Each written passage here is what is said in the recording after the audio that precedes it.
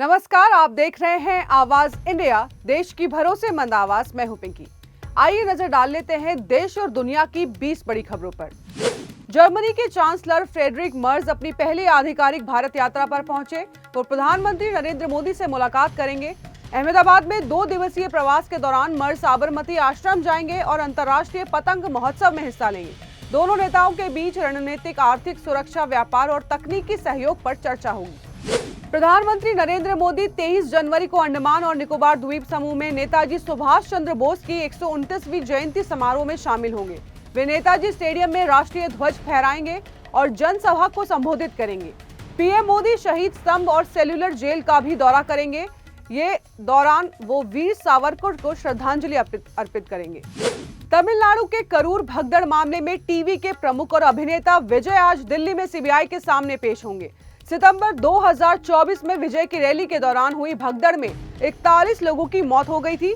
Madras high court ने पहले SIT बनाई थी, बाद में सुप्रीम कोर्ट ने जांच सीबीआई को सौंप दी। उद्धव ठाकरे और राज ठाकरे ने मुंबई के शिवाजी पार्क में संयुक्त रैली का अडानी समूह पर निशाना साधा।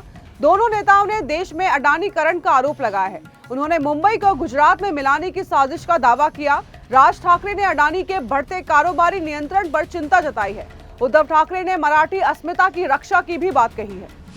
महाराष्ट्र के मुख्यमंत्री देवेंद्र फडणवीस ने नासिक में नगर निकाय चुनाव से पहले बड़ा ऐलान कर दिया है। उन्होंने कहा है कि जो पार्षद लाड़की बहन योजना की लाभार्थियों को लखपति दीदी बनाएंगे, उन्हें अच्छे पद मिलेंगे। ये घोषणा 15 जनवरी को होने वाले चुनाव से पहले की गई है। सरकार महिला सशक्तिकरण पर जोर दे रही है। शिवसेना यूबीटी नेता आदित्य ठाकरे ने चुनावी रैली में भाजपा को घेरा है। उन्होंने कहा कि मराठी अस्मिता के लिए ठाकरे भाइयों का एक मंच पर आना ऐतिहासिक है। आदित्य ने आरोप लगाया है कि भाजपा ने महाराष्ट्र से कई परियोजनाएं गुजरात शिफ्ट की हैं। भाजपा के राष्ट्रीय कार्यकारी अध्यक्ष नितिन नवीन ने तमिलनाडु में डीएमके सरकार को प्रशासनिक विफलताओं के लिए घेरा है। उन्होंने कहा है कि भाजपा प्रधानमंत्री के विजन को जनता तक पहुंचाएगी। 2 दिवसीय दौरे के दौरान उन्होंने कई मंदिरों में पूजा अर्चना भी की। नवीन ने भ्रष्टाचार मुक्त तमिलनाडु का संकल्प भी दोहराया। कांग्रेस से निष्कासित विधायक राहुल ममकुटातिल को यौन उत्पीड़न मामले में गिरफ्तार किया गया है। एक महिला ने उन पर शादी का वादा कर दुष्कर्म का आरोप लगाया। ये उनके खिलाफ तीसरा मामला है। अदालत ने उन्हें न्यायिक हिरासत में भेज दिया है। सूफी संतों के प्रतिनिधि मंडल ने राष्ट्रीय सुरक्षा सलाहकार अजीत डोभाल से मुलाकात की है। बैठक में भाईचारे और राष्ट्रीय एकता पर चर्चा हुई है। सूफी संस्कृति को कट्टरवाद के खिलाफ प्रभावी बताया गया है। डोभाल ने मेरा मुल्क मेरी पहचान मिशन की सराहना की है। अमरावती नगर निगम चुनाव से पहले भाजपा और युवा स्वाभिमान पार्टी का गठबंधन टूट गया है। भाजपा ने रवि राणा की पार्टी को दी गई सीटों से समर्थन वापस ले लिया है। पार्टी ने भाजपा के खिलाफ उम्मीदवार उतार दिए थे। भाजपा जिला अध्यक्ष ने गठबंधन टूटने की पुष्टि की है।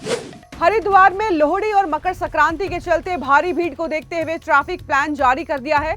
12 से 14 जनवरी तक भारी वाहनों पर रोक लगेगी।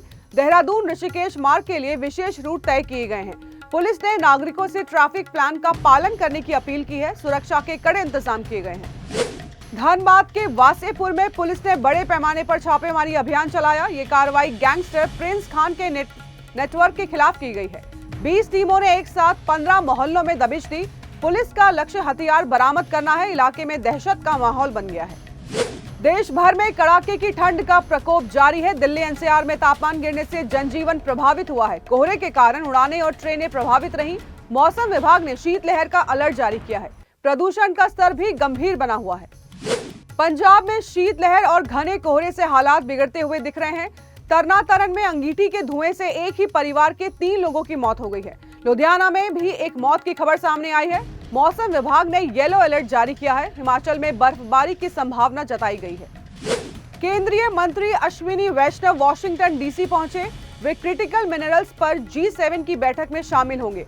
बैठक की मेजबानी अमेरिकी वित्त मंत्री कर रहे हैं। वैष्णव ने सप्लाई चेन सुरक्षा पर जोर दिया। चीन की निर्भरता कम करना लक्ष्य बताया गया है।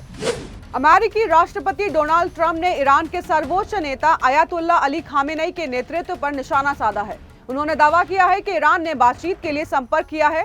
ट्रंप ने ईरान को चेतावनी दी है कि कार्रवाई का जवाब सख्त होगा। उन्होंने विरोध प्रदर्शनों का भी जिक्र किया है। ईरान में महंगाई के खिलाफ प्रदर्शन हिंसक हो गए हैं। 2 हफ्तों में 538 लोगों की मौत हो चुकी है। 10,000 से ज्यादा लोग गिरफ्तार किए गए हैं। सरकार ने विदेशी साजिश का आरोप लगाया है। पूर्व क्राउन प्रिंस ने लोकतंत्र की मांग की है। प्रियंका चोपड़ा और निक जोनस ने 2026 गोल्डन ग्लोब अवार्ड्स में सबका ध्यान अपनी ओर खींचा। दोनों ने रेड कारपेट पर शानदार एंट्री ली। प्रियंका के लुक की खूब चर्चा हुई। कपल के स्टाइलिश आउटफिट्स वायरल हो गए हैं। फैंस ने की जमकर तारीफ। भारत ने पहले वनडे में न्यूजीलैंड को 4 विकेट से हराया। कप्तान शुभमन गिल ने विराट कोहली की तारीफ की।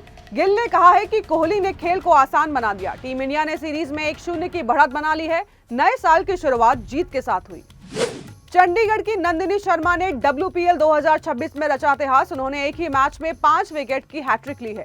यह उपलब्धि हासिल करने वाली वो पहली खिलाड़ी बन चुकी हैं। गुजरात जॉइंट्स के खिलाफ उनका प्रदर्शन शानदार रहा। भारतीय महिला क्रिकेट में नया रिकॉर्ड बना।